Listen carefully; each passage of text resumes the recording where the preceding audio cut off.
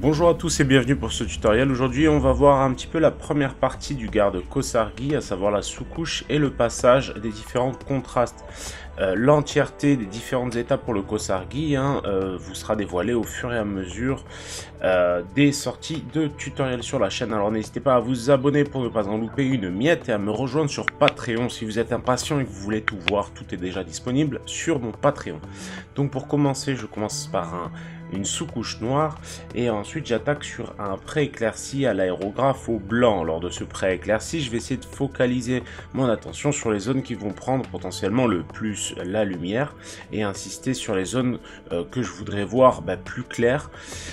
Pensez bien que ce pré-éclairci là au blanc, déjà c'est accéléré à 200%, donc ça va 2 fois plus vite. Je ne vous montre qu'une partie, donc ça prend nécessairement plus de temps que ce que vous voyez à l'écran. Et en fait il est surtout là pour que finalement on récupère toute la quintessence et de l'intérêt de la contraste, puisque celle-ci sera beaucoup plus efficace sur une surface très blanche et permettra d'avoir finalement un rendu beaucoup plus probant avec cette méthode.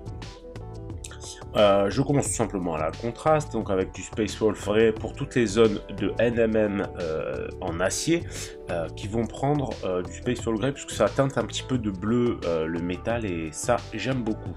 Ensuite je continue avec un peu de Plague Bearer Flèche de chez toujours de la contraste puisque ça va être le principe de ce tuto.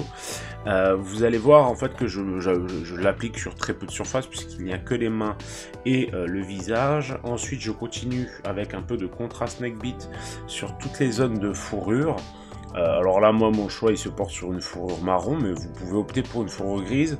J'ai pas voulu faire de fourrure plutôt grise dans la mesure où il avait la barbiche juste à côté qui elle à mon sens finira grise. Donc après c'est un peu au choix de chacun au niveau des teintes bien sûr. Je reviens avec de la contraste Good Angel. Cette fois la contraste je l'ai diluée de moitié pour qu'elle soit un peu moins couvrante, de sorte à ce que mon rouge soit un peu moins sombre. Ça m'aide beaucoup je trouve, quitte à passer une deuxième couche par la suite si on veut quelque chose évidemment de plus sombre. Ensuite au Gore Gruntafur, je vais faire toutes les zones de cuir ainsi que quelques zones qui seront du bois, telles que le manche de sa hallebarde, enfin bref, toutes les zones de cuir. Cette teinte est très intéressante quand on veut des cuirs plutôt sombres. Je vais aussi l'appliquer sur les épaulettes, puisque en fait les épaulettes vont être en cuivre, et ce cuivre va s'appuyer sur ce type de teinte. Donc voilà, vous verrez un petit peu au fur et à mesure de l'avancée des tutoriels sur le garde Kosargi que celui-ci va prendre pas mal de teintes différentes.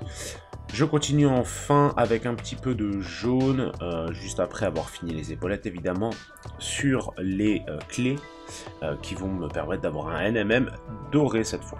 Donc voilà pour ces petites étapes simples et efficaces pour avoir toutes les bases pour un garde Kosargi. Alors là vous voyez évidemment la version finalisée avec toutes les différentes étapes. N'hésitez pas à vous abonner pour ne pas en louper une miette, à venir me rejoindre sur Insta et Facebook et évidemment à venir sur Patreon si vous voulez voir la totalité des étapes sur ce garde, et je vous dis à bientôt pour le prochain tuto.